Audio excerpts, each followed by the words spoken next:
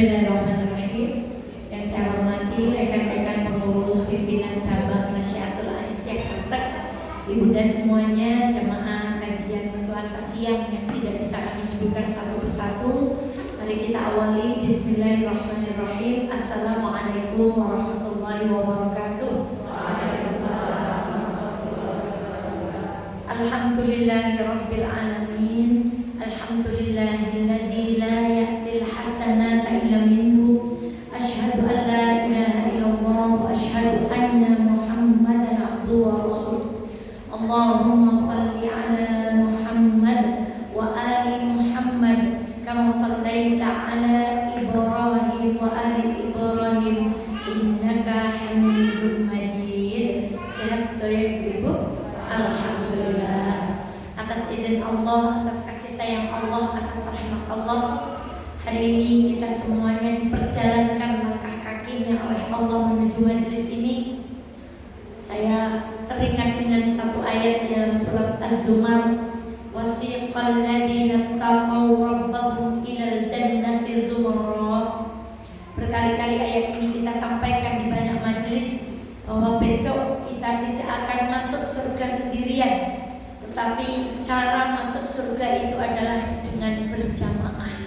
Maka mari kita berdoa, semoga duduk kita siang hari ini menjadi jalan untuk kita kelak semuanya dituntun oleh Allah menuju surga yang kita rindukan. Tapi kita juga tidak boleh tenang-tenang. Ngaji sudah, baca Quran berjamaah sudah, ikut organisasi sudah, menghidup-hidupi organisasi sudah.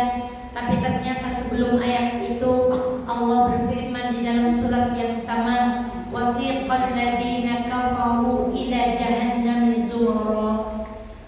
Bondong-bondongkan juga orang-orang ke dalam neraka dengan cara berbondong-bondong. Jadi ternyata masuk surga itu berjamaah, masuk neraka pun berjamaah. Tinggal kita pilih dan memastikan komunitas, perkumpulan, acara, apapun yang kita ikuti yang itu melibatkan banyak orang, kita pastikan bahwa itu semuanya adalah berjamaah menuju surga insya Allah. Salawat dan salam semoga senantiasa terlimpah kepada baginda Muhammad Sallallahu Alaihi Wasallam. Diingat-ingat terus, jangan pernah dilupa, yang dibenci oleh Allah bukan hanya pezina, yang dibenci oleh Allah bukan hanya pembunuh, yang dibenci oleh Allah bukan hanya koruptor, yang dibenci oleh Allah bukan hanya orang yang mencurangi timbangan, tetapi yang dibenci oleh Allah, kata Rasulullah Sallallahu Alaihi Wasallam, abghadun nas 'indallah alimun bi amrid dunya jahilun bi amril akhirah. Orang-orang yang alim perkara dunia tetapi dia jahil dengan perkara-perkara akhirat. Dia sarjana, dia doktor, dia profesor dalam urusan dunia, tetapi dia zero di dalam urusan akhirat. Maka kata senior kami Ustaz Luqmanul Hakim, wah, meskipun kita punya titel sarjana, dokter, profesor, kalau baca Qur'annya tidak beres, maka itu bual, kata beliau. Meskipun kita punya keahlian teknologi apa, punya merek sarjana apapun, kalau Quran kita, sholat kita, mandi wajib kita, cara kita berbakti kepada orang tua enggak beres, bual, kata beliau. Dan kata bual di dalam bahasa Melayu kalau tidak salah artinya bohong. Maka bismillah, kenapa kita duduk di sini siang hari ini? Karena kita tidak ingin menjadi orang-orang yang dibenci oleh Allah Subhanahu wa taala. Seperti apa yang disabdakan oleh Rasulullah Sallallahu Alaihi Wasallam, maka kita datang menuntut ilmu, maka kita datang bermajelis ilmu, maka kita datang untuk menikmati taman-taman surga. Semoga kita kelak termasuk orang-orang yang akan mendapatkan syafaat baginda Muhammad Sallallahu Alaihi Wasallam. Baik, tema kita kali ini adalah tentang diam. Diam itu angel apa kambil? Angel apa kambil? Kira-kira tadi waktu Ustazah Eka terlambat, Ibu gimana? Saya berangkat pada jam yang sama, kendaraan sudah disiapkan juga pada jam yang sama seperti kajian-kajian sebelumnya. Ternyata sampai Wonosobo bagian Munggang ada wisuda unsik Masya Allah, jalur dari atas berhenti total, dari bawah juga berhenti total, jalannya lambat luar biasa. Maka alhamdulillah sama denganlah telat, Masya Allah. Jadi ternyata diam itu adalah ibadah yang tidak mudah, termasuk perkara yang sulit. Nah, maka ibunda sekalian yang dirahmati Allah, siang hari ini insya Allah kita akan belajar diam dari 3 kisah yang luar biasa, baik itu dari hadis, baik itu dari Al-Quranul Karim. Yang pertama, kita belajar diam dari seorang perempuan bernama Ummu Sulaim atau Rumaiso. Siapa ibu? Ummu Sulaim atau Rumaiso. Kisah ini sudah saya ceritakan berkali-kali di sebuah majelis. Ketika Ummu Sulaim dulu menikah dengan Malik, nama suaminya, punya anak namanya Anas bin Malik. Suaminya namanya siapa bu?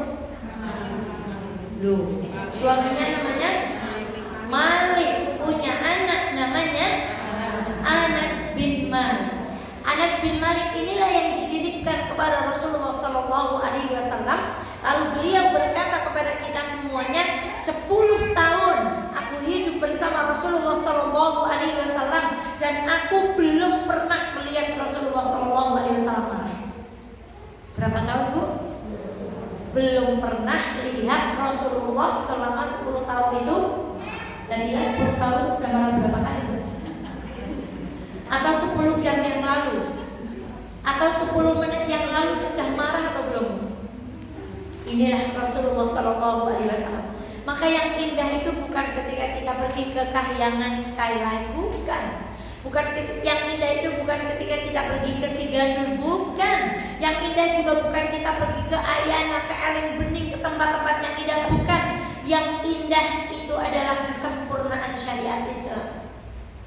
Dari mana kita tahu? Dari akhlak baginda Muhammad Sallallahu Alaihi Wasallam. Bayangkan, ada orang 10 tahun tidak pernah. Nah kalau kita, maka ketika Malik mati, perempuan ini atau Ummu Sulaim atau kita kenal dengan Rumaiso menikah dengan seorang laki-laki bernama Abu Talha. Siapa bu? Menikahlah dengan Abu Talha, punya seorang anak. Suatu hari atas izin Allah anak ini diuji sakit keras. Lalu Abu Talha meminta izin kepada Ummu Sulaim untuk mencari obat di luar.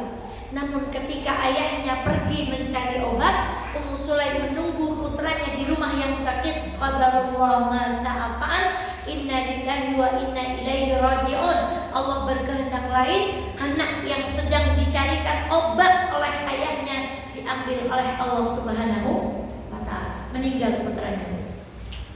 Setelah putranya ini meninggal, kemudian disucikan oleh Ummu Sulaim, sudah dirapikan oleh Ummu Sulaim, tersiarlah kabar bahwa Abu Talha kembali dari perjalanannya. Kira-kira kalau kita mendapatkan musibah, lalu datang saudara kita ini, kita mau diam atau mau cerita? Mau cerita. Tapi ternyata Ummu Sulaim ketika suaminya datang, beliau diam. Beliau tidak cerita bahwa putranya telah diambil Allah. Justru beliau berdandan dengan sebaik-baik dandanan. Dikatakan di dalam hadis yang sahih itu, dikatakan Ummu Sulaim belum pernah berdandan secantik itu dalam kehidupannya, secantik ketika ia menyambut Abu Talha sementara putranya dalam keadaan apa? Lalu Abu Talha begitu gembira melihat istrinya, rupanya antik cerita. Nah, kita kalau di rumah, itulah kenapa di dalam Islam sunnah ketika suami mau pulang itu, kalau misalnya mau pulang Kertek sampai sana Silento itu belokan pertigaan itu sudah WA istrinya, Mah, papa sudah sampai pertigaan Silento. Untuk apa ibu? Supaya yang di rumah itu bersiap-siap. Siap-siap ribut, berganti pakaian terbaik, rumahnya kita pastikan rapi. Saya tidak sepakat dengan artikel rumah yang punya anak kecil rapi itu tandanya ibunya galak. Saya nggak sepakat itu. Saya anaknya 4, tapi rumah saya jamin saya nggak berantakan rumah saya. Dan nggak ada yang bantu hari ini di rumah. Tapi saya tinggalkan, nggak punya sasahan, sudah takpel 2 kali, pagi itu pokoknya pagi, beres-beres, semua perabot masuk rapi. Kenapa saya cinta rapi, Bu? Karena kalau saya meninggal duluan, suami saya nggak bingung cari barang-barang di rumah saya. Biar beliau tahu di mana letak sendok. Biar beliau nggak bingung di mana cari baju anaknya. Biar beliau nggak nanya sama orang lain di mana pakaian seragam sekolah Al-Azkiyah punya anak-anaknya. Itu kenapa kita mesti rapi. Bukan hanya Allah itu cinta kerapian, tapi kalau kita mati duluan, suami kita tahu di mana harus mengambil anduk untuk memandikan kita. Suami kita tahu di mana harus mengambil kain kafan untuk membungkus jasad kita. Suami kita tahu di mana pakaian yang harus disedekahkan ketika kita meninggal. Itu kenapa rumah kita harus rapi. Maka perempuan itu ketika suaminya mau datang itu berdandan cantik, meskipun yang bicara ini belum bisa melakukan. Wes paling enak itu di rumah pakai baju dasternya aja yang sudah agak tipis gitu. Kalau Anda masih bau batik, masih pokoknya yang sudah dicuci berkali-kali. Maka Ummu Sulaim itu menyambut suaminya dengan dandanan yang luar biasa. Dikisahkan di dalam kisah itu sampai, mohon maaf, setelah makan malam dihidangkan, mereka berdua beribadah suami istri. Di tengah-tengah ibadah malamnya, ketika sudah selesai, Ummu Sulaim berkata kepada suami, "Wahai suamiku, apa pendapatmu ketika ada seseorang yang meminjamkan barang kepada kita, lalu hari ini yang meminjamkan itu akan mengambilnya kembali?" Lalu Abu Talha menjawab, "Ya kembalikan, wong kita cuma diapakan? Dipinjami." Maka Ummu Sulaim berkata kepada Abu Talha, "Wahai suamiku, bersabarlah terhadap apa yang terjadi kepada anakmu, karena zat yang telah meminjamkan anak kita telah mengambilnya kembali." Masya Allah. Abu Talha kira-kira reaksinya gimana, Bu? Marah. "Engkau membiarkan aku berlumuran janabah," kata Abu Talha. "Engkau membiarkan aku junub sementara anakku meninggal dan engkau tidak mengatakannya kepadaku. Demi Allah, wahai Ummu Sulaim, akan aku adukan apa yang engkau lakukan ini kepada Rasulullah Sallallahu Alaihi Wasallam." Maka ketika pagi datang, Abu Talha menggandeng istrinya, mengadukan kejadian yang terjadi semalaman ini kepada Rasulullah Sallallahu Alaihi Wasallam. Tapi indahnya Rasulullah Sallallahu Alaihi Wasallam, ketika Abu Talha mengadu dengan gegap gempita, Rasulullah hanya bertanya, "Wahai Abu Talha, apakah tadi malam engkau merasakan sebagaimana yang dirasakan pengantin baru?" Kemudian Abu Talha menjawab, "Iya." Berarti kira-kira pelayanan Ummu Sulaim ini bagaimana? Luar biasa. Maka apa yang dikatakan Rasulullah Shallallahu Alaihi Wasallam? Barakallahu lakuma. Semoga Allah memberkahi, fil makna memberkahi kalian berdua. Didoakan oleh Rasulullah Shallallahu Alaihi Wasallam. Kemudian Ummu Sulaim hamil kembali, terlahirlah seorang bayi. Ummu Sulaim berkata kepada Malik, "Bawa bayi ini kepada Rasulullah Shallallahu Alaihi Wasallam." Lalu Ummu Sulaim ketika membawakan bayi ini kepada Rasulullah Shallallahu Alaihi Wasallam, Ummu Sulaim pun membawakan kurma, dikunyah oleh Rasulullah Shallallahu Alaihi Wasallam. Yang lembut itu kemudian diapakan, Bu? Dioleskan ke langit-langit, atau kita kenal ibadah dengan sunnah apa itu namanya? Tahnik. Jadi bukan dibelikan gelang, bukan dibelikan kembang anti sawan, bukan dibelikan bungleti taleni nang apa, Bu? Pojok jaret, bukan didalai sapu oman, bukan dalai peso sing ora apa, peso sing ora landep, apalagi bukan kemudian ari-arinya itu pengen jadi apa, dokter untuk tukokna stetoskop, kemudian di apa itu, Bu, di apa, kendil, nggak ada, disuruh kubur pakai kendil itu, Bu, nggak ada. Kemudian di kendilnya tuh kasih stetoskop. Kalau pengen jadi apoteker berarti kendilnya dikasih apa? Bukan. Kalau pengen jadi guru berarti kendilnya dikasih apa, Bu? Buku sama? Nah, bukan itu. Rasulullah Shallallahu Alaihi Wasallam mengajarkan kepada bayi ini. Dan lihatlah betapa sunnahnya Rasulullah itu membawa berkah dari lisan yang ditahnik, Rasulullah Shallallahu Alaihi Wasallam. Bayi ini lalu dinamakan Abdullah. Dari Abdullah terlahir 10 penghafal Al-Quran. Apa pelajaran kita dari hadis ini, Bu? Satu. Inilah pelajaran pertama dalam kehidupan kita, yaitu belajar diam ketika Allah menimpakan kita suatu kesedihan atau musibah. Padahal perempuan itu paling gak tahan. Kalau terjadi sesuatu pada dirinya, pengen apa, Bu? Pengen cerita. Kadang ceritanya tidak tahu ilmu, bukan cerita kepada orang yang kira-kira memberikan jalan keluar, bukan pula cerita kepada orang tua yang akan mendoakan kita supaya dapat jalan keluar. Ceritanya ke teman. Lebih parah lagi sekarang ceritanya ke media sosial. Statusnya nyindir orang, statusnya menggambarkan perasaan. Jadi banyak saudara-saudara kita itu nggak usah tersinggung. Kalau bikin status tuh pengen seseorang membaca status ibu dan kerasan, itu salah besar. Jadi Masya Allah, ternyata kisah ini mengajarkan kepada kita semuanya diam ketika mendapati musibah.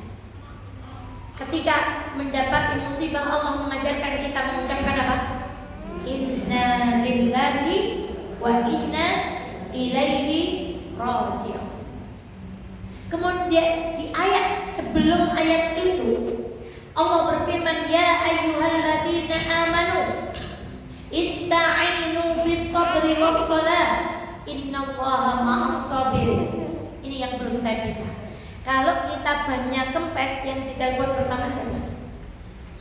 Suami atau anak laki-laki. Nomor 2 montir ban. Mestinya yang kita telepon pertama dulu siapa? Allah. Kenapa ya ban saya? Ya Allah, astagfirullahaladzim. Kenapa engkau menggembeskan ban saya? Maksiat apa yang tadi saya lakukan? Ketika kita membutuhkan, Masya Allah, saya belajar dari teman saya, dalamnya tenggelam sini. Beliau ditelepon, putranya kecelakaan, iring-iringan dengan keluarganya begini, keluarganya bablas sampai rumah sakit duluan, beliau justru melo. Ketika saya tanya kenapa, saya pengen mengamalkan ayat ini. Ketika ada sesuatu yang menimpa kepada kita, bukan buru-buru lari ke rumah sakit. Toh kalaupun saya ke rumah sakit, anak saya sudah kecelakaan, maka beliau itu berhenti di sebuah musola di pinggir jalan, melaksanakan 2 rakaat menghubungi Allah terlebih dahulu. Saya pun tentu belum bisa. Wong dhewek panik mawon kelakon metu omah mboten nganggo jilbab kan? Gempa bumi misalnya, atau tiba-tiba ada yang teriak kebakaran, atau tiba-tiba putranya kejang, kelakon itu keluar nggak pakai jilbab. Maka saya Masya Allah, dari peristiwa itu saya mendapatkan kekuatan yang luar biasa, bahwa banyak kejadian di muka bumi ini ketika Allah menimpakan sesuatu kepada diri kita, yang kita hubungi bukan Allah dulu, tetapi manusia, tetapi alat, tetapi obat, tetapi rumah sakit, tetapi suami, tetapi teman. Padahal mestinya ketika kita tertimpa sesuatu, diamlah sejenak, lalu matur dulu kepada siapa? Allah. Maka hari ini kalau kita mau berangkat berobat, ya Allah, saya mau berobat. Fa idza maridtu fa huwa yashfin. Sesungguhnya apabila aku sakit, maka Engkaulah Zat yang Maha menyembuhkan. Berangkat berobat. Apabila hari ini kita tertimpa musibah apapun, panggil dulu nama Allah, diam dulu. Sebagaimana diamnya Ummu Sulaim ketika menyembunyikan musibah. Biarkan orang lain itu tahu baik-baiknya. Dan ini jihadnya perempuan dunia yang akan dimasukkan ke dalam surga. Berapa kali pertanyaan ini kami sampaikan? Lebih mulia mana bidadari surga atau perempuan dunia yang masuk surga? Tak boleh seperti itu aja. Kenapa, Bu? Kenapa, Bu? Karena perempuan surga gak pernah berjuang, hatinya terluka tapi bibirnya tersenyum. Adik mainan sama Aisyah di tempat ayunan. Mau? Ya, senang. Mau kakak? Oh ya, di bawah boleh.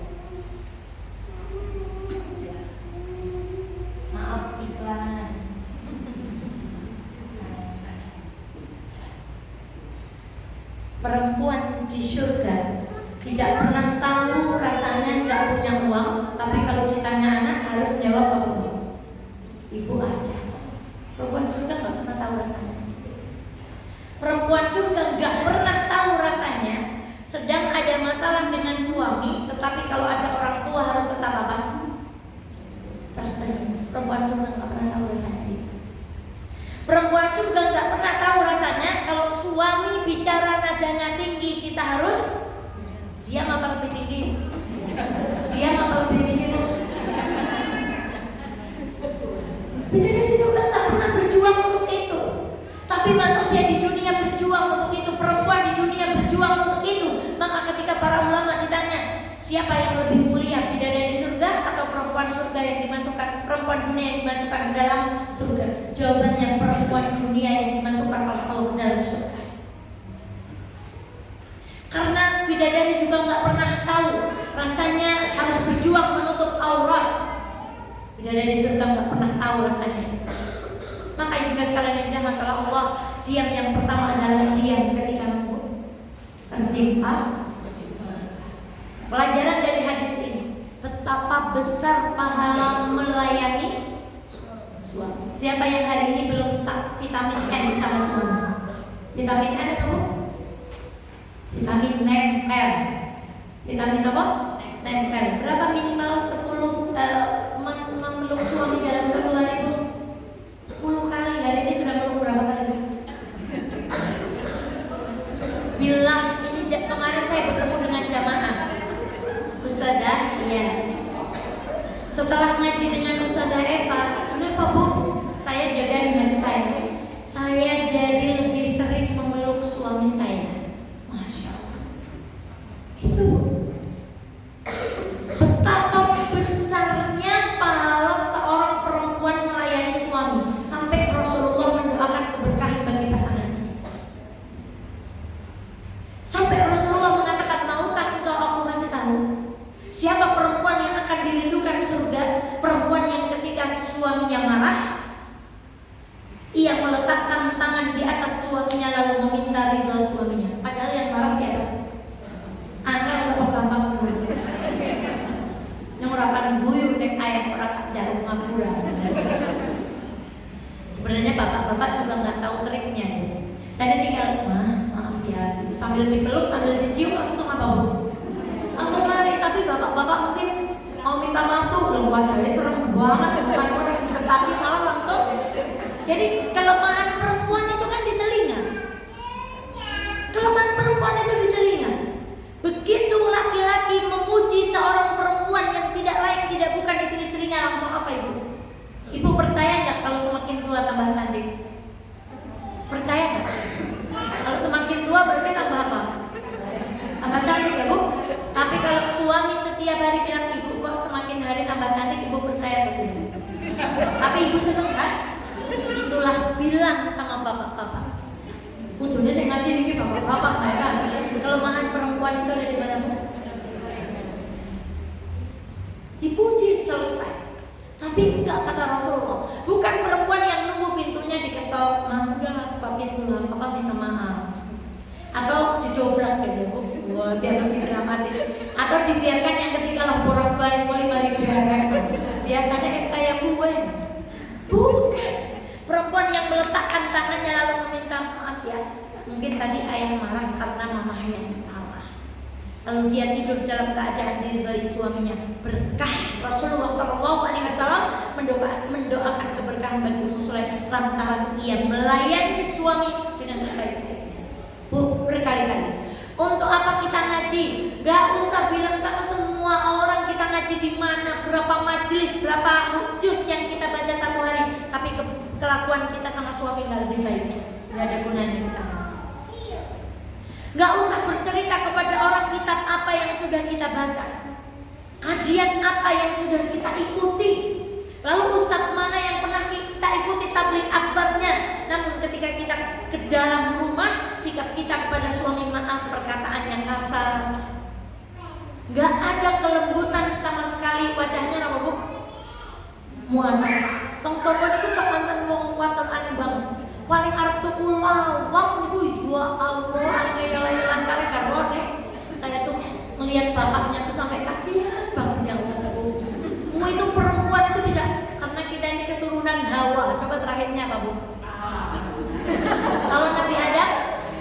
Adam, terakhirnya Likem. Makanya perempuan banyak ngaku apa enggak? Betapa besarnya pahala taat kepada suami.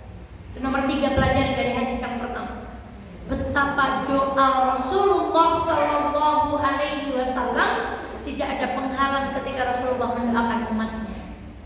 Dan tahukah kita ibunda, setiap pagi Rasulullah mendoakan kita. Malaikat setiap pagi mendoakan orang-orang yang bersedekah di pagi harinya. Orang yang duduk di majelis taklim, kata Rasulullah, ikan yang ada di lautan, laut terdekat kita itu kan Purworejo. Sampai plankton yang ada di dalam lautan ikut mendoakan orang-orang yang duduk di majelis taklim, lalu memintakan ampun kepada Allah Subhanahu Wa Taala. Kalau tadi Ummu Sulaim dengan didoakan Rasulullah Shallallahu Alaihi Wasallam terlahir dari rahimnya seorang anak yang melahirkan 10 penghafal Al-Quran. Siang hari ini kita duduk di majelis taklim, lalu Rasulullah berkata, sesungguhnya plankton di laut mendoakan orang-orang yang duduk di majelis taklim. Kenapa kita tidak berbahagia ketika kita datang ke majelis taklim? Maka bintang 5-nya hati itu ketika kita duduk di majelis taklim. Hotelnya hati itu ketika kita duduk di majelis taklim. Tenang, ayam, sejenak lupa permasalahan. Tapi Masya Allah, kata seorang ulama dalam sebuah kitab lintasan pikiran itu, Ibnul Jauzi itu, orang ngaji cocok kayak orang dicambuk. Ketika dicambuk gimana rasanya Bu? Sakit, yakin gue nyong banget, yakin nyong lebar, yakin nyong meluk suami pokok, nyong melayani suami. Tapi seperti dicambuk. Nanti sampai rumah karena cambukan itu sudah selesai, terus gimana Bu? Jadi orang ngaji itu kayak begitu. Kenapa di majelis pengajian kita bisa menangis, lalu kita bisa, ya Allah gue nyong banget, ya Allah pokoknya gak berubah. Tapi begitu sampai rumah, zong. Kenapa? Karena ada ilmu yang ke dalam hati kita hanya seperti rasa kita dicambuk. Ketika di majelis taklim dicambuk, begitu selesai dari majelis taklim gak ada lagi bekasnya. Udah selesai kok, gak sakit lagi. Itu diam yang pertama. Belajar dari seorang perempuan bernama siapa? Ummu Sulaim. Suami pertamanya namanya Malik, anaknya namanya Anas bin Malik. Suami keduanya namanya Abu Talha, anaknya namanya gak enak kok ngaji sama mereka Bu. Takoni terus pokoknya. Biar tidak apa Bu, biar tidak ngantuk dan biar ingat. Sekarang kita belajar yang kedua. Ada Al-Quran, saya pinjam. Silakan buka surat Maryam ayat ke awal-awal surat. Ya, surat Maryam ayat ke-20. Surat Maryam surat keberapa ya Bu? 20. Sudah ketemu? Surat ke-19. Surat Maryam ayat mulai dari surat ke-16. Baik. A'udzu billahi minasyaitonir rajim. Bismillahirrahmanirrahim. Apa kata Allah? Wadhkur fil kitabi Maryam idh tabadat min ahliha makanan syarqiyya. Ketika Maryam dinadarkan dari ibunya ketika masih di dalam perut, ibunya berkata, inni nadartu ma fi batni muharrara fataqabbal minni. Kata ibunya Maryam, ya Allah, aku nadarkan anak yang ada di dalam perut ini untuk menjadi pelayanmu. Akan aku biarkan ia hidup di masjid tempat orang menyembahmu. Maka ibunya Maryam pengen punya anak apa sebenarnya? Laki-laki. Tapi ketika lahir, inni samaituha Maryam wa inni u'iduha wa dzurriyyataha minasyaitonir rajim. Ya Allah, ketika terlahir laki-laki, inni samaituha Maryam, aku namai ia Maryam, dan aku memperlindungkan Maryam dan seluruh keturunannya dari syaitonir rajim. Bayangkan Bu, anak belum lahir sudah dinadarkan untuk siapa Bu? Allah. Makanya hari ini yang belum berjodoh berdoa sama Allah, ya Allah, dimanapun calon suamiku, datangkan ia ke rumah orang tuaku dalam keadaan dia menjaga kesuciannya. Ibu yang punya anak gadis yang sudah mulai pantas untuk menikah, Ya Allah, dimanapun calon menantuku, datangkan ia meminang anakku dalam keadaan ia menjaga kesuciannya. Dimanapun calon cucuku, engkau simpan hari ini ya Allah, engkau jaga hari ini ya Allah. Lahirkan ia lantaran perutku, lantaran perut anakku, dalam keadaan ia menjadi anak yang soleh lagi muslim. Berdoanya dari sekarang. Lalu betul Maryam pergi makanan syarqiyah, fattakhadat min dunihim hijaba. Lalu ia tinggal. Lalu di tempat tinggalnya itu ada hijab, atau mungkin kita lebih sebut dengan kemah kecil di masjid itu, atau mihrab. Iya. Fa'arsalna ilaiha ruhana fatamattala laha basharan sawiyya. Lalu ketika Maryam sudah punya tempat khusus, ada pagernya, ada hijabnya, dia perempuan yang terhormat, kata Allah, aku utus satu utusanku bernama malaikat Jibril, fatamattala laha basharan sawiyya. Malaikat Jibril ini menyerupakan dirinya dengan seorang laki-laki. Malaikat Jibril sayapnya berapa?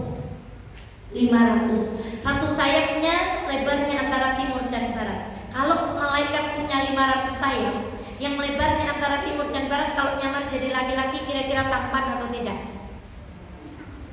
Tampan atau tidak? Menurut ibu laki-laki tampan itu seperti siapa? Ya bagus, jawabannya seperti siapa ibu? Suami. Lihat, apa ekspresi Maryam? Seorang anak gadis sendiri, orang tuanya di rumah, dia nggak ada teman, di tempat yang tersembunyi ada hijabnya, tiba-tiba didatangi laki-laki yang tampan luar biasa. Kalau kita bilang alhamdulillah, ada sekarang itu apa kata Maryam? Qalat inni a'udzu birrahmani minka in kunta taqiyya. Wajib Maryam.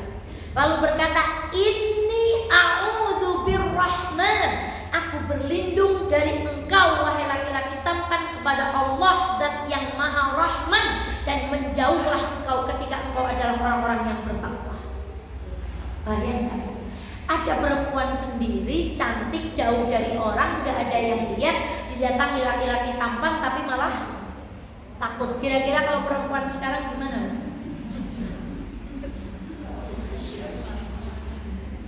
Ini Maryam. Lalu apa? Qala innama ana rasul rabbik. Jangan takut, aku itu Jibril. Li'abalaki ghulaman zakiyya. Aku diutus Allah untuk memberimu seorang anak yang suci. Masya Allah. Gak pernah disentuh laki-laki, gak pernah kenal laki-laki sebelumnya. Datang laki-laki tampan, berkata dia adalah malaikat Jibril dan akan memberinya seorang apa bu? Anak.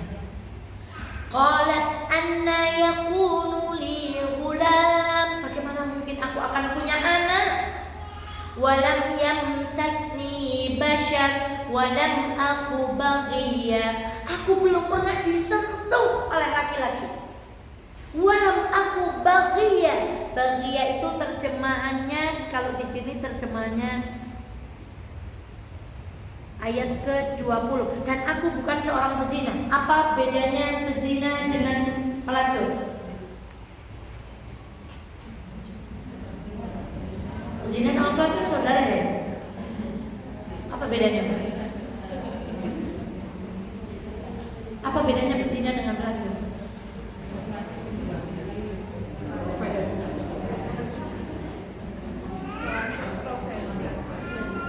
Pelacur itu berzina bisa suka bisa enggak?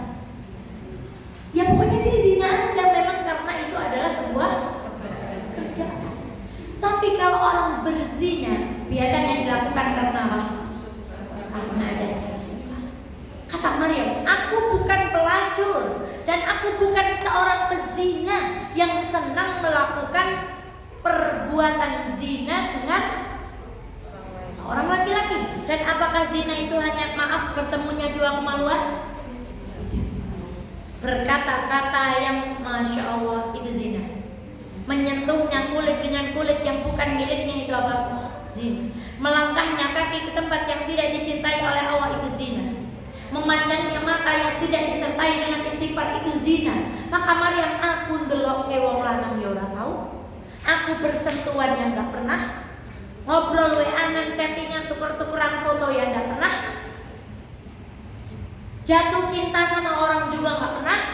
Terlintas kepikiran juga enggak pernah. Bagaimana mungkin aku akan punya anak? Apa kata malaikat Jibril?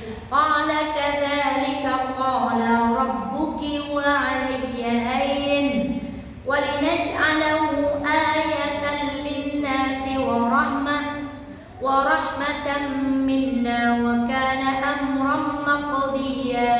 Langsung hamil. Fahamalathu fantabalat bihi makanan qasiyya. Langsung hamil. Para ulama tafsir berbeda pendapat apakah Maryam itu hamilnya 9 bulan atau tidak. Apakah Maryam itu hamilnya mulai dari kecil besar atau langsung besar. Intinya begitu Maryam mulai perutnya kelihatan, ia mengambil tempat, ia mengasingkan diri. Halo?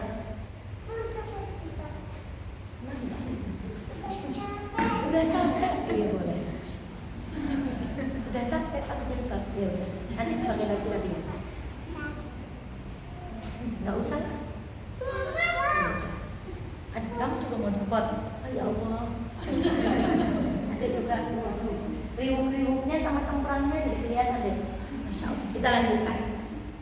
Kemudian Maryam ini mengambil tempat yang jauh ya. Fa'aja'ahal maqabu ila jid'in nakhlah. Dia berteduh di bawah pohon kurma. Lalu ia berkata,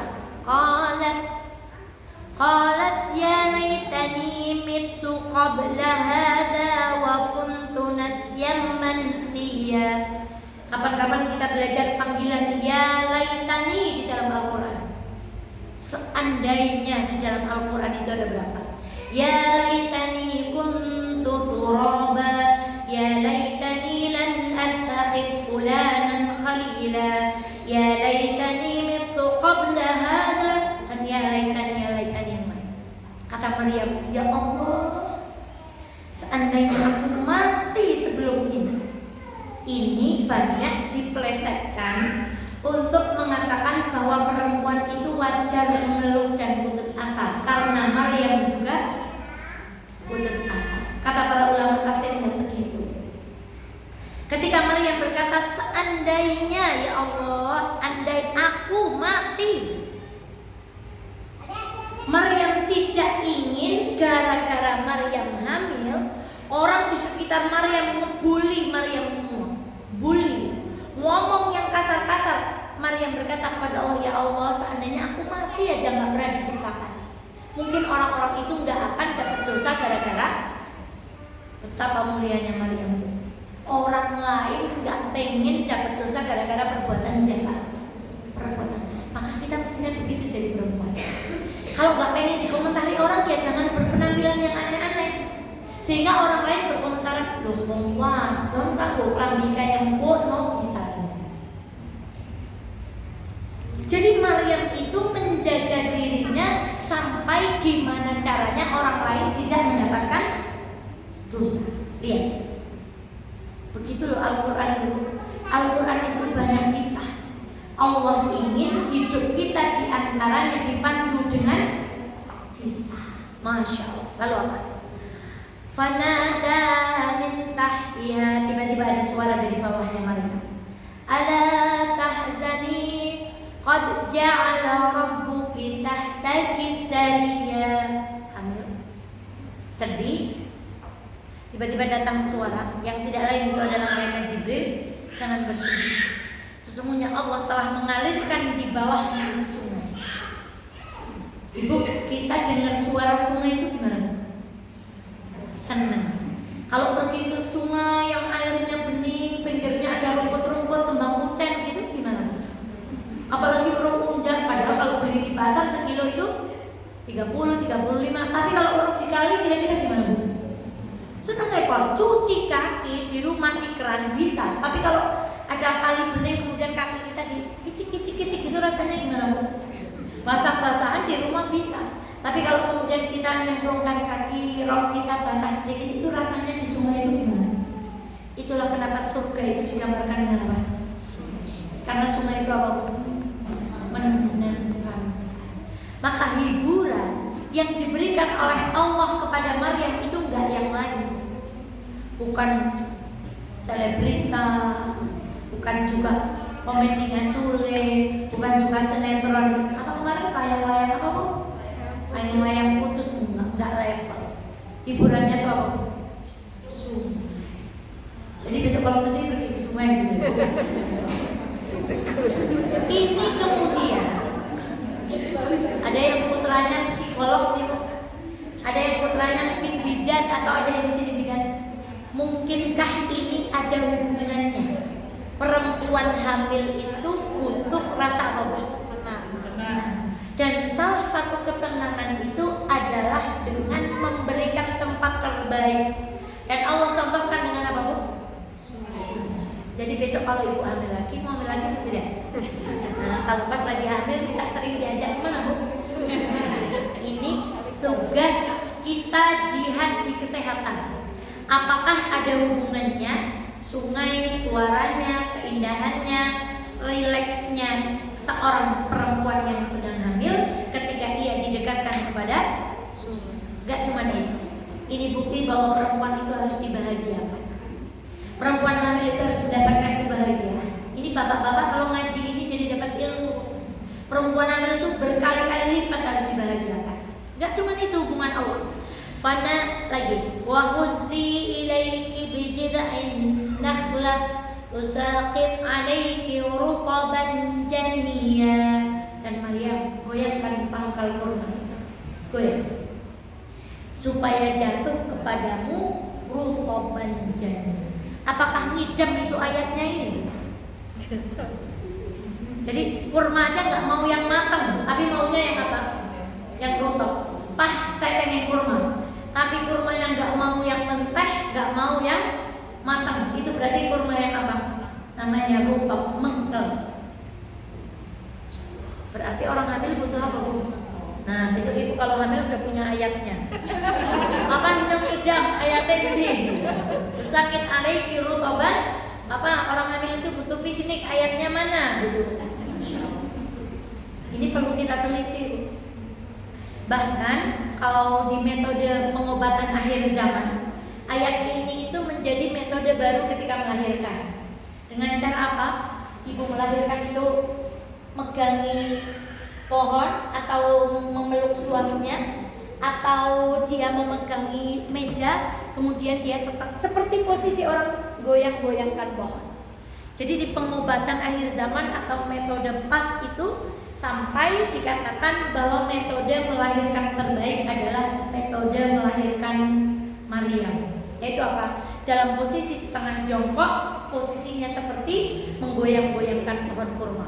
Wallahu ta'ala a'lam bishawab. Tapi kita sebagai umat Islam tidak boleh ilmu ngawur. Maka kami pernah berkata kepada Dr. Tejo ketika kita dulu ngaji bareng itu, Dok, coba Dok, Masya Allah, seandainya ada dokter yang mau membedah ayat ini, apakah betul tulang perempuan itu, tempat keluarnya bayi itu ketika kita duduk, posisi setengah duduk kemudian sambil memeluk itu lebih lebar sehingga tidak merasakan sakit? Ada juga kami pernah membaca melahirkan dengan cara berbaring.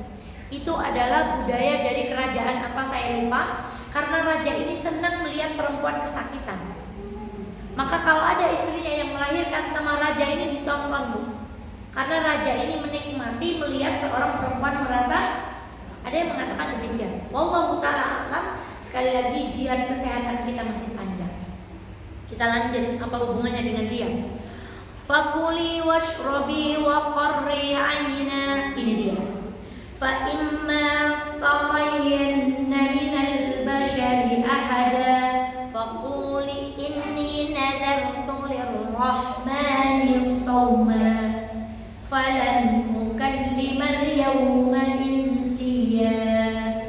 Mari. Sebelum melahirkan sudah dibully.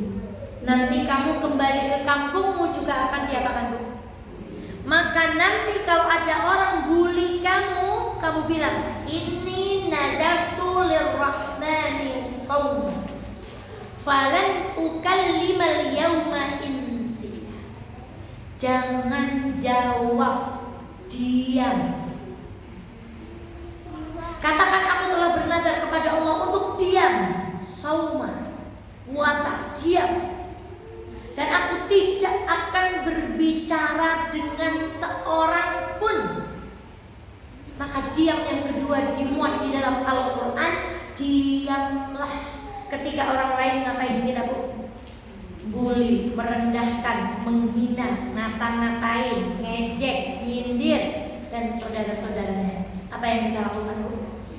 Angel apa gampang? Nek domai pengen ngomong, pengen ngomong. Nek dinyek, ya pengen balik kan? Nek direndahkan, kalau belum kita cari informasi gimana caranya dia bencana. Tapi kata Allah enggak. Contoh mari. Ketika ia dibully habis-habisan, kata Allah, inni nadartu lirrahmani shawma. Disuruh dia. Iya boleh. Suruh dia.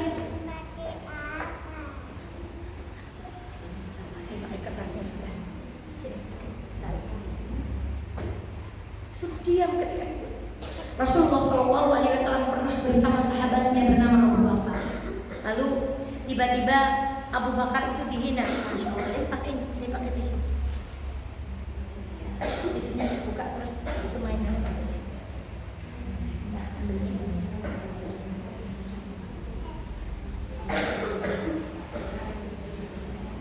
Maaf ya Bu, banyak iklan Bu. Masya Allah. Rasulullah pernah bersama Abu Bakar dan Abu Bakar dihina orang. Tapi ketika Abu Bakar dihina, Rasulullah senyum. Padahal sahabat terbaiknya dia makan kuburannya di samping Rasulullah. Seandainya ada Nabi setelah Rasulullah, maka Nabi itu adalah Abu Bakar. Sahabat yang menemani hijrah adalah, bagaimana mungkin Rasulullah melihat Abu Bakar dihina, Rasulullah bersenyum. Tapi ketika Abu Bakar tidak tahan lagi dihina, kemudian beliau menjawab hinaan itu. Rasulullah marah. Lalu Rasulullah SAW ditanya oleh Abu Bakar, wahai Rasulullah, kenapa ketika aku dihina engkau tersenyum, namun ketika aku membalas hinaan mereka engkau marah? Apa jawaban Rasulullah? Allah, wahai Abu Bakar, ketika engkau dihina dan engkau diam, aku melihat ribuan malaikat berbondong-bondong membelamu. Tapi ketika engkau menjawab hinaan orang itu, aku melihat malaikat itu semua meninggalkanmu, datang berganti iblis membelamu. Jadi kalau kita dihina orang, kemudian kita diam, yang membela kita siapa Bu? Jumlahnya berapa Bu? Tapi kalau kita membalas hinaan itu, malaikat pergi dari diri kita dan temannya kita berganti jadi siapa Bu? Nasihat ini menusuk sekali di dalam hati saya. Ingat terus, jangan jawab. Kalau jawab malaikat nggak jadi belain kita, pergi. Maka kalau ada orang diam saja dibelani malaikat, apalagi ada orang ngaji, insya Allah ibu dibelani malaikat. Maka bismillah, hari ini kalau ada apa-apa yang tidak mengenakan bagi diri kita, kita punya satu ibadah bernama apa? Diam. Sekarang diam kita. Diamnya Nabi Zakaria. Silahkan buka surat Ali Imran ayat ke-41.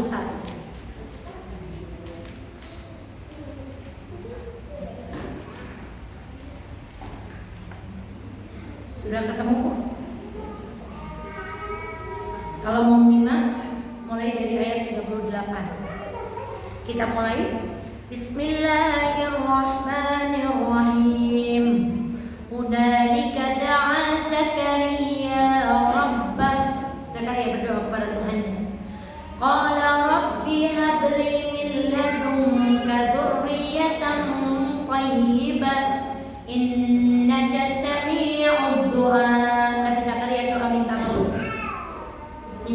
anak. Ibu pernah berdoa mendoakan suami awet muda?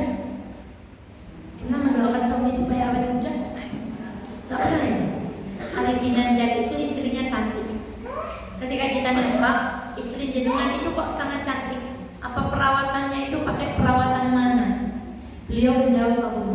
Karena setiap sholat saya mendoakan istri saya supaya awet muda. Ini berdoa minta anak. Padahal Nabi Zakaria sudah apa? Tua. Mustahil kan? Kita minta muda terus itu bisa nggak? Nggak bisa. Pasti akan apa? Kenapa kita minta doa suami kita itu awet muda? Ya Allah, meskipun usianya bertambah, tapi wajahnya tetap enak di. Dan insya Allah kalau ibu mendoakan, kan doanya kembali kepada kita. Berarti sama Allah kita bakalan dijadikan apa? Anak. Minta sesuatu kepada Allah, meskipun sesuatu itu menurut kita mustahil. Minta sama Allah. Dan kalau minta sama Allah jangan tanggung-tanggung. Ya Allah, kalau mau nyuruh ya Allah, ngontrak apa ya Allah, alit apa, saya penting kalau sedang bisa saya ngurus. Dan kayak gitu. Minta sama Allah itu ya Allah yang besar ya Allah, yang luas, yang bagus, yang mewah. Insya Allah tidak saya pakai sendiri, tapi saya pakai dengan siapa? Dengan saudara-saudara saya. Itu doanya kepada Allah. Ya Allah, mau pulang lagi mobil lah saya kenapa? Elek nopo, buatan metik nopo. Yang penting pulang naik putih-putih buatan udanan saged ngangkut anake, saged ngendiliki anake teng pondok berdoa sama Allah kok begitu. Ya Allah yang baru, yang bagus ya Allah. Boleh nggak punya mobil bagus, tapi parkirnya di tempat-tempat pengajian, berarti yang punya mobil itu ahli pengajian. Boleh nggak punya mobil bagus, boleh parkirnya di panti asuhan, berarti yang punya kendaraan itu senang parkirnya di masjid, berarti orang yang punya kendaraan itu senang berjamaah. Minta sama Allah sebagaimana Nabi Zakaria meminta anak padahal usia beliau apa? Lah tangeh lamun kula saged haji mongge maaf mawon. Oh, haji ya Allah. Umrah ya Allah. Rumah ya Allah. Kendaraan ya Allah, anak yang saleh ya Allah, anak saya jadi dokter ya Allah. Minta sama Allah, jangan tanggung-tanggung. Contoh Nabi Zakaria. Fanadatul malaikatu wa huwa qa'imun yusalli fil mihrab. Tiba-tiba datang malaikat di tengah-tengah Nabi Zakaria salat. Malaikat itu berkata, "Annallaha yubashshiruka bi Yahya." Wahai Zakaria, Allah telah menjawab doamu dan Allah akan memberimu seorang anak laki-laki bernama musaddiqan bi kalimatin minallahi wa sayyidan wa hasura wa nabiyyan minas salihin. Gak cuman tampan laki-laki itu, gak cuman dikasih nama laki-laki itu kelak menjadi nabi. Maka kalau berdoa sama Allah, yang diberikan Allah itu insya Allah lebih dari yang kita minta. Allah itu akan menggenggam doa-doa kita, menjatuhkannya satu demi satu di tempat dan waktu yang paling tepat. Kita kan doanya banyak.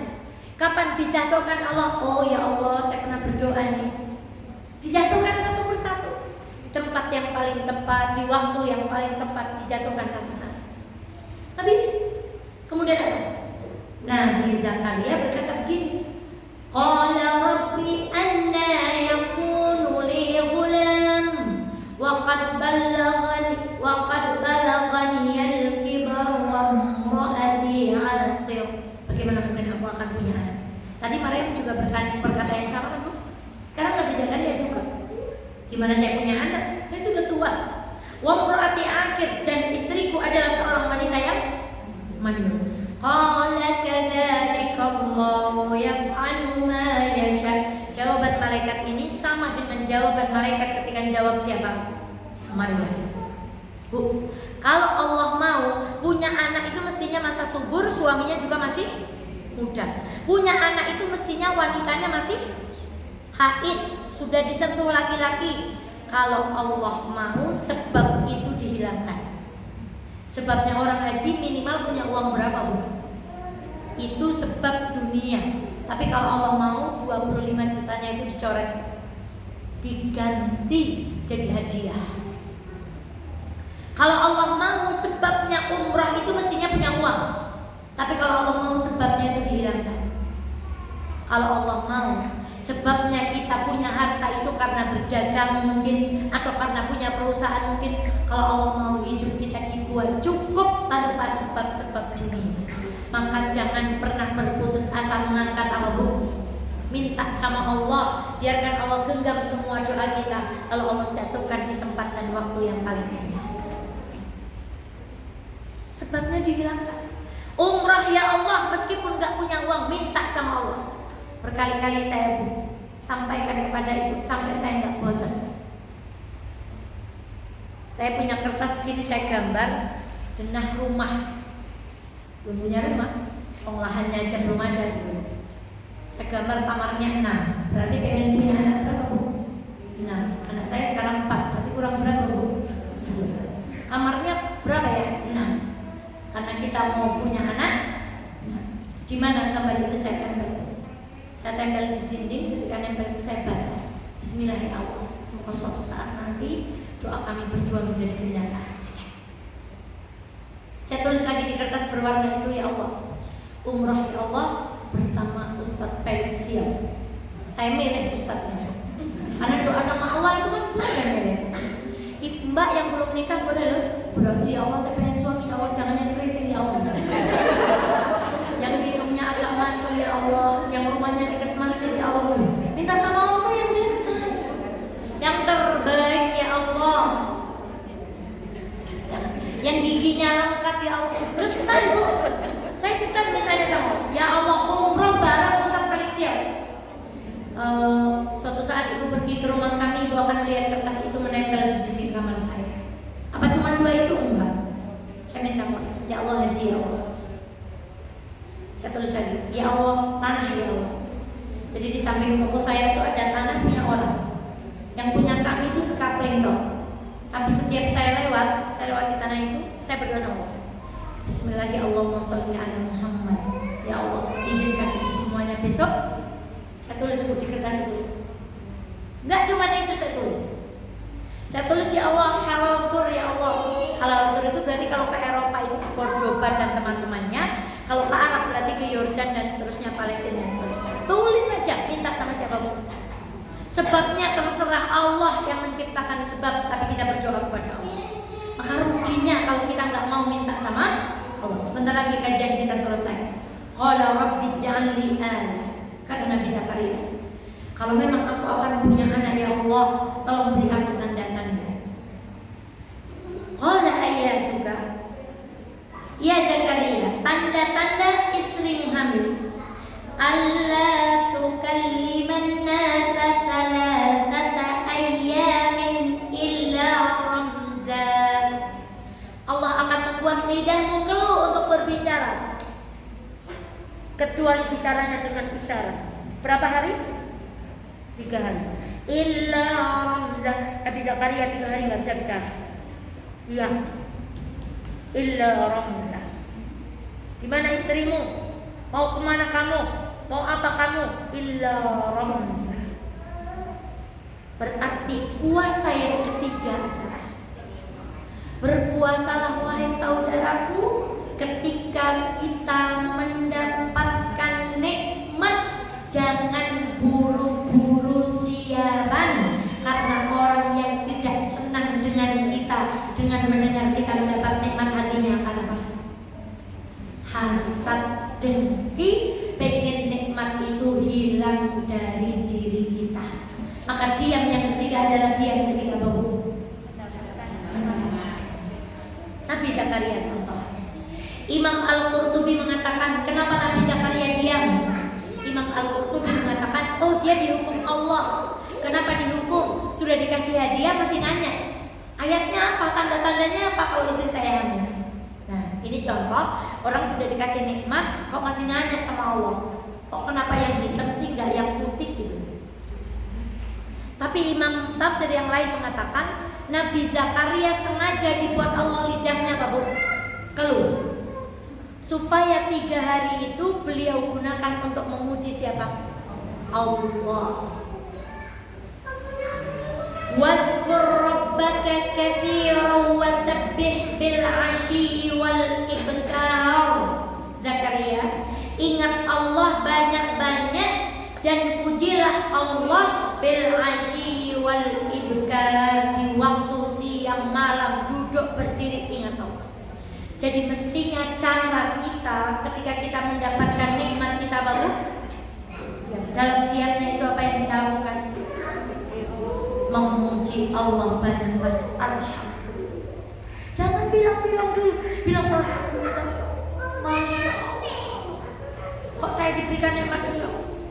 Idza jaa nasrullahi wal fath. Lanjut.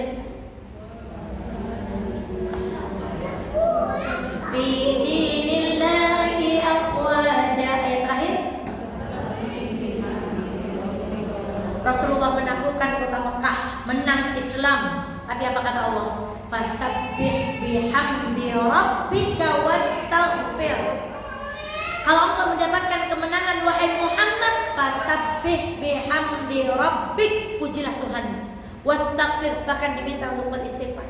Pantaskah aku mendapatkan nikmat ini ya Allah? Kok saya dipilih ngaji padahal saya bermaksiat? Kok saya dipilih dapat nikmat rezeki ini ya Allah padahal saya banyak berbuat dosa? Itu fikih orang beriman kalau dapat nikmat. Bukan begitu dapat nikmat langsung apa? Siaran. Kecuali orang jualan jajan silakan siaran. Ibu ini sering masak, tetangganya nggak dikasih, cuma dikasih apa nih? Fotonya. Ibu ini sering makan-makan, temannya nggak diajak, cuma dikasih apa nih Bu?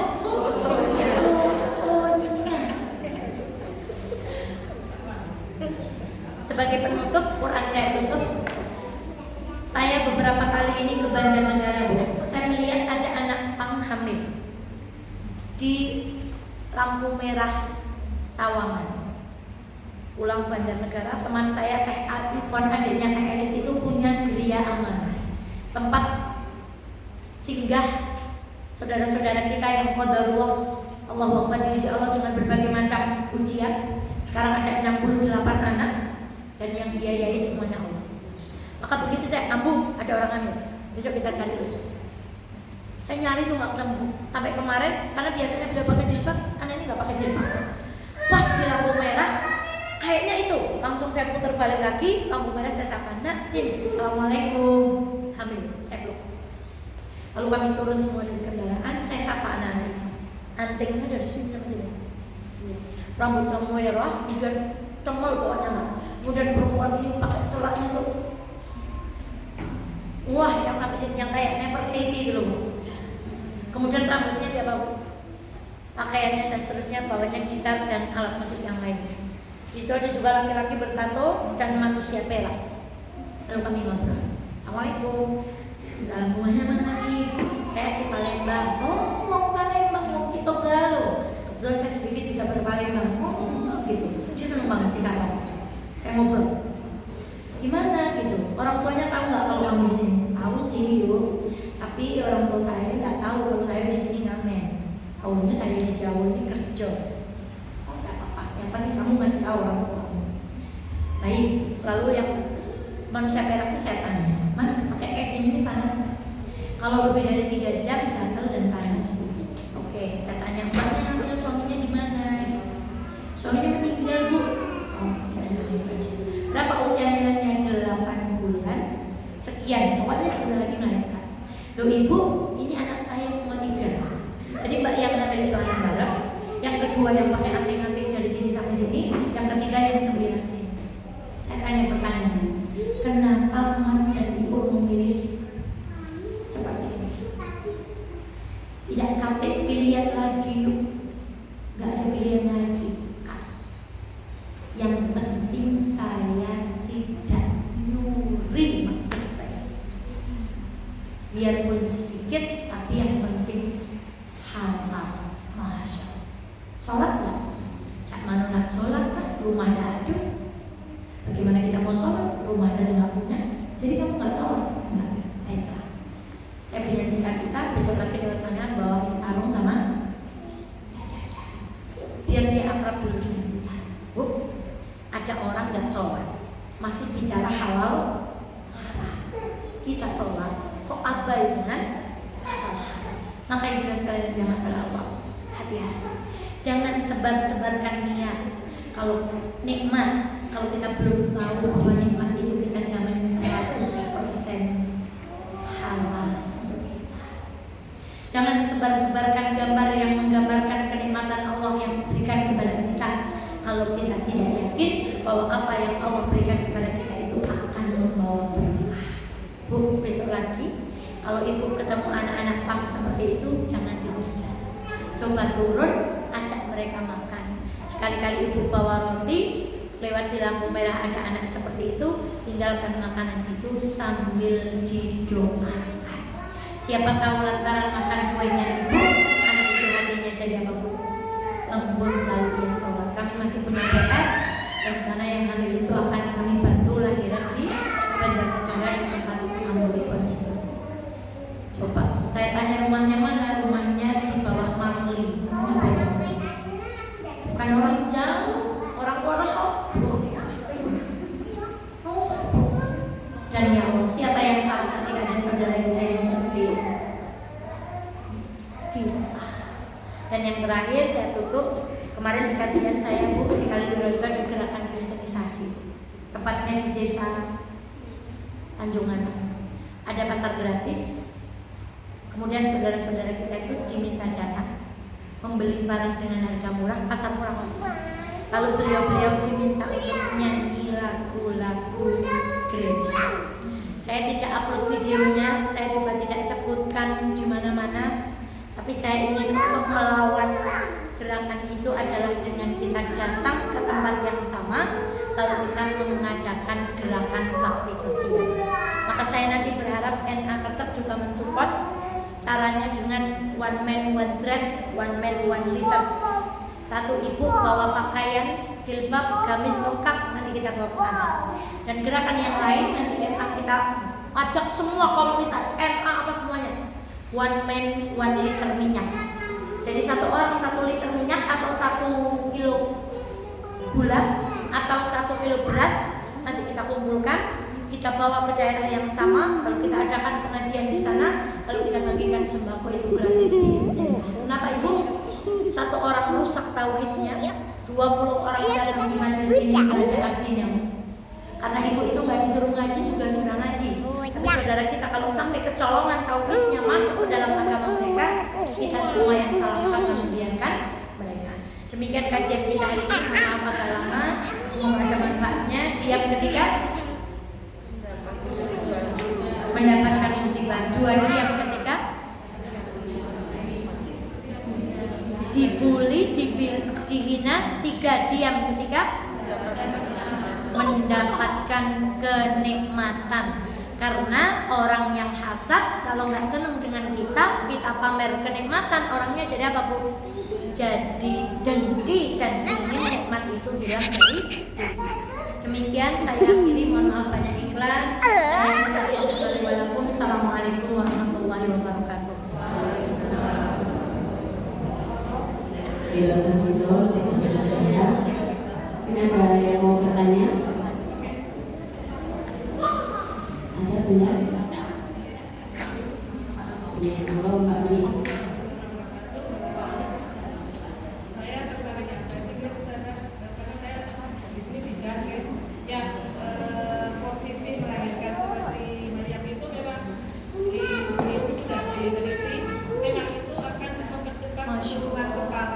Ada mic, coba Bunda. Ini seorang bidan. Besok saya kalau hamil ASWI tak praktek.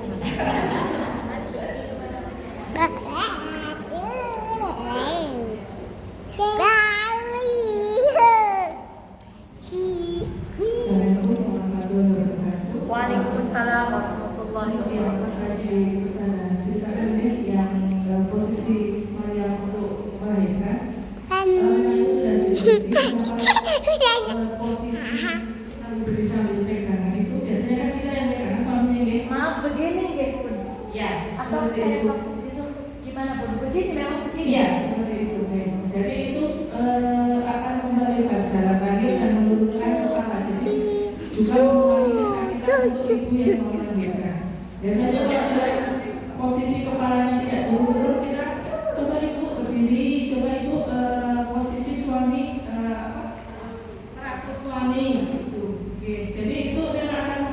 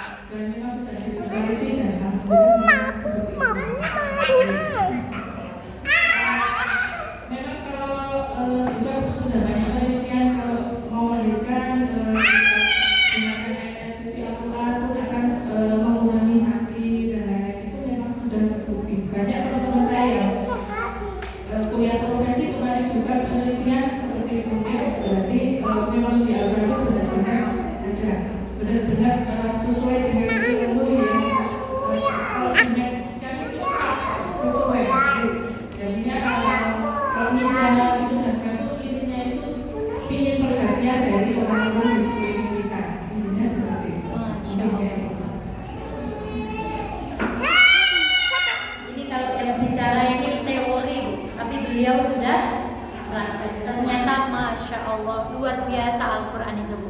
Dan saya itu sakit tulang ekor itu bertahun-tahun. Sudah terapi, sudah MRI, sudah minum obat, sudah apa, sampai pokoknya ada yang ngebani operasi lah. Lalu saya pergi ke Sukoharjo, ke Sukoharjo Solo, nggak jauh dari Solo itu cuma sebentar. Ada 3 ustadz, saya menyebutnya itu qadarullah laki-laki. Yang perempuan ada di Wonosobo, tapi beliau sendiri itu kalau pas itu biasanya dilakukan rutin. Lalu saya datang ke sana itu apa Bu? Kami pakai kaos tangan, lengkap kaos kaki, semuanya lengkap pokoknya. Sehingga ketika disentuh itu tidak bersentuhan kulit. Itu cuman di krek-krek, suruh mualik, terus dincot, dikrek-krek sampai bunyi keratak gitu. Saya kan kero, jadi kalau lihat di sana saya datang ke sana. Ternyata ini pengaruh dengan tulang ekor saya, jadi kepala itu ceklok gitu. Masya Allah, atas izin Allah juga sembuh. Namun saya bukan orang yang anti medis. Tetap ikhtiar medis itu saya jalankan, ikhtiar itu juga saya jalankan. Karena orang berilmu, orang iman itu harus percaya kepada ilmu pengetahuan. Maka Masya Allah tadi sudah dibuktikan oleh beliau, ternyata Al-Quran itu maha benar Allah dengan segala firman-Nya. Dan insya Allah di kajian-kajian berikutnya kita dari kisah itu akan menemukan banyak kisah yang sesuai dengan kehidupan dan apa yang terjadi dalam kehidupan kita insya Allah. Jazakumullah Ibu Bidan, Ibu Bidan Maryam.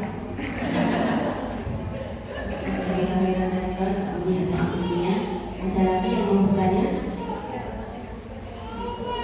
Sama? Masya Allah, jazakallah khairan katsiran kepada Ustaz Rifah. Insya Allah ini sangat bermanfaat sekali untuk kita semua, dan kita mohon kepada Allah untuk bisa melaksanakan ilmu yang telah kita dapatkan pada kajian siang hari ini. Mulai lagi.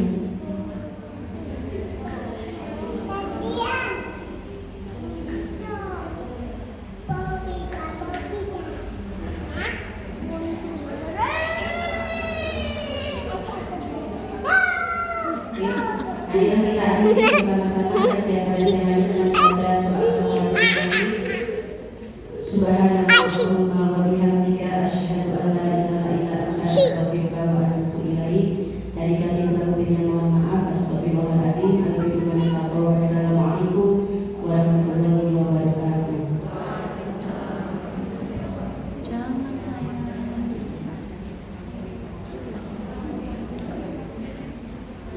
Jilbabnya dipakai lagi.